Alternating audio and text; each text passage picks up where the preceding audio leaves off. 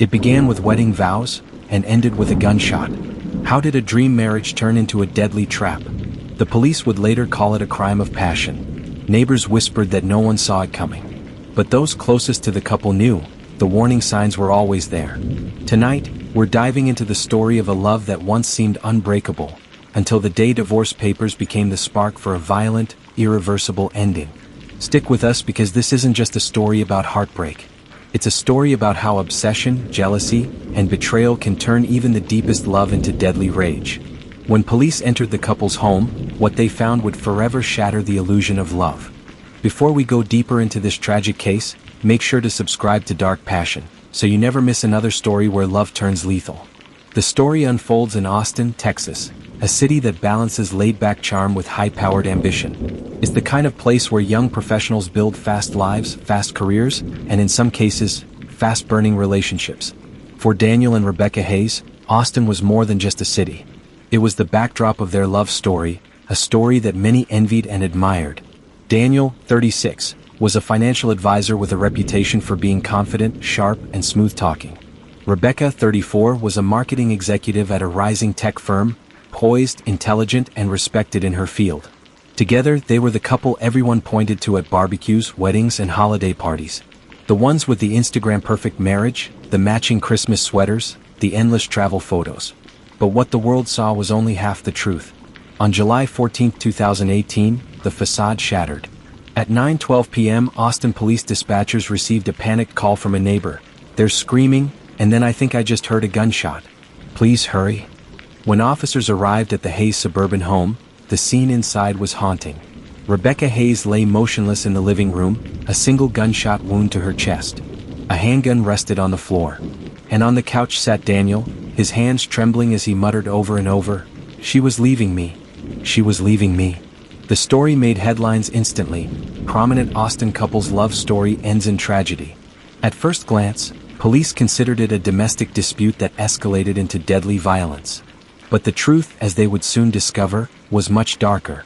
Investigators began piecing together the story, and what they found proved Rebecca's death wasn't just about a marriage ending. It was about a man who couldn't stand to lose control. If you want to know how quickly love can turn toxic, hit subscribe now, so you don't miss what comes next in this chilling case. Daniel and Rebecca met in 2008 at a networking event in Dallas. He was charismatic, the kind of man who could command a room. She was drawn to his confidence, and he was enchanted by her sophistication. Their chemistry was undeniable. By 2010 they were married. Their wedding was picture perfect. Rebecca in a lace gown, Daniel in a tailored tux, friends cheering as they danced late into the night. The early years were blissful.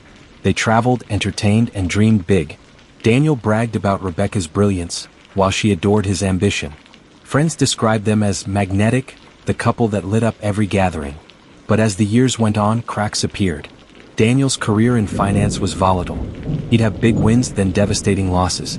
Rebecca's career, by contrast, was steady and upward. By 2015, she was being promoted while Daniel was struggling to rebuild after a series of bad investments. The shift in success hit Daniel hard. He began drinking more, snapping during arguments, and making veiled accusations about Rebecca's fidelity. He hated her long hours, her business trips, the late-night texts from colleagues. Rebecca tried to reassure him, but his insecurities deepened. Friends recalled her saying, "I feel like I'm constantly walking on eggshells around him." By 2017, counseling wasn't helping. Arguments turned explosive. Daniel alternated between pleading for love and lashing out in rage.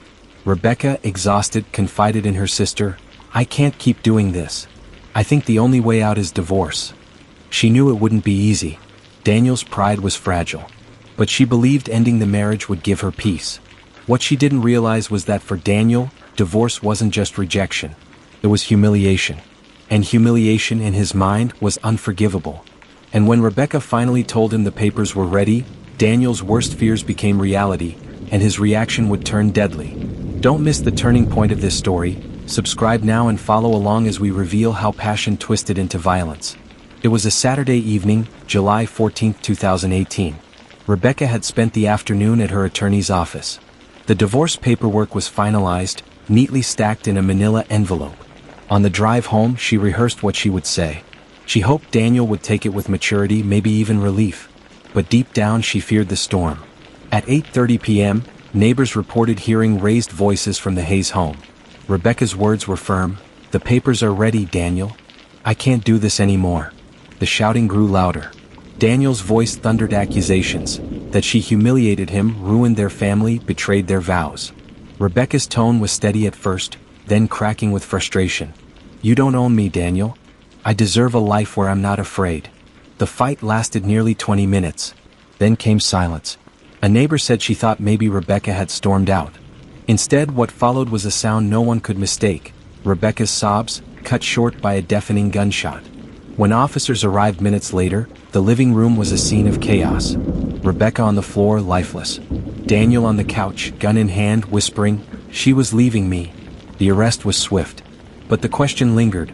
Was this truly a man who snapped in the heat of heartbreak, or had Daniel been preparing for this moment all along? Detectives soon uncovered chilling details that suggested Rebecca's death may not have been as impulsive as it seemed. Subscribe to Dark Passion so you don't miss what the investigation revealed. It changes everything. From the beginning, detectives weren't convinced this was just a spontaneous outburst. The first red flag: the gun. Daniel had purchased it only 3 weeks earlier, despite not being a gun owner before. It wasn't registered in his name, raising questions about secrecy and intent. The second: Rebecca's friends came forward with troubling accounts. She had told multiple people that Daniel once warned, "If you ever leave me, you won't live to regret it." The third: digital forensics revealed damning searches on Daniel's laptop. Phrases like, "How fast police respond Austin," "Texas self-defense laws spouse," and chillingly, "What happens if wife dies before divorce is final?" Detectives pieced together a disturbing timeline. Daniel didn't just snap, he planned. The evidence shifted the case from manslaughter to premeditated murder. Prosecutors began building a narrative. Daniel's pride couldn't handle rejection, and he decided if Rebecca wouldn't stay, she wouldn't live. But would a jury see Daniel as a man pushed past his breaking point, or as a cold husband who plotted his wife's death? Before we step into the courtroom, hit that subscribe button, because the trial reveals the darkest truths yet. The trial of Daniel Hayes in 2019 gripped Austin. Reporters filled the courtroom, sketch artists captured his every move, and Rebecca's family filled the benches seeking justice. The prosecution's case was strong. The gun purchase, the threats, the internet searches. They argued Daniel couldn't tolerate losing control and chose murder over abandonment. The defense countered with passion. They painted Daniel as broken-hearted, overwhelmed, and blinded by rage. Not a killer, just a man who snapped. But Rebecca's friends sealed his fate. Their testimony about Daniel's threats, combined with the forensic evidence, convinced the jury this wasn't passion in the moment. It was pride, planning, and possession. After 6 hours of deliberation, the verdict was read: guilty of first-degree murder. Daniel Hayes was sentenced to life in prison without parole. Justice was delivered, but one question haunted everyone. Why did Daniel believe killing was better than letting Rebecca go? Subscribe now as we dive into the psychological side of this crime, because that's where the chilling truth lies. Experts who studied the case say Daniel Hayes fit the profile of narcissistic personality disorder. To him, Rebecca wasn't just a wife, she was a reflection of his worth. Her success, her independence, even her desire to leave, all of it threatened the fragile image he built of himself. In psychology, this is often called ownership thinking. Partners aren't seen as equals but possessions. Losing them feels like losing identity, power, and control. When Rebecca filed for divorce, Daniel didn't just feel rejected. He felt annihilated. And in that distorted mindset, he convinced himself that if he couldn't have her, no one would. What makes this case so tragic is that Rebecca saw the red flags. She tried counseling. She confided in loved ones. She planned her exit. But as countless cases show, leaving doesn't always mean escaping. Sometimes, it triggers the very danger victims are trying to avoid. Rebecca's death became a devastating reminder that sometimes, love doesn't just end, it turns into something far more dangerous. Don't forget to subscribe, because the lessons hidden in these stories may one day save a life. Love can be the greatest force in our lives, or the deadliest. For Daniel and Rebecca Hayes, what started with laughter, travel, and promises of forever ended in screams, silence, and a single shot that destroyed 2 families. Rebecca believed divorce would bring freedom. Daniel believed it brought humiliation. And in that clash, love twisted into violence. Crimes of passion show us just how thin the line is between devotion and destruction. One moment, a couple is planning anniversaries. The next one is planning a funeral. And that's why these stories matter, not just because they shock us but because they warn us. Because somewhere out there, another Rebecca may be thinking divorce will save her life. And another Daniel may be convincing himself it's better to kill than to be left. If you found this case chilling, subscribe to Dark Passion.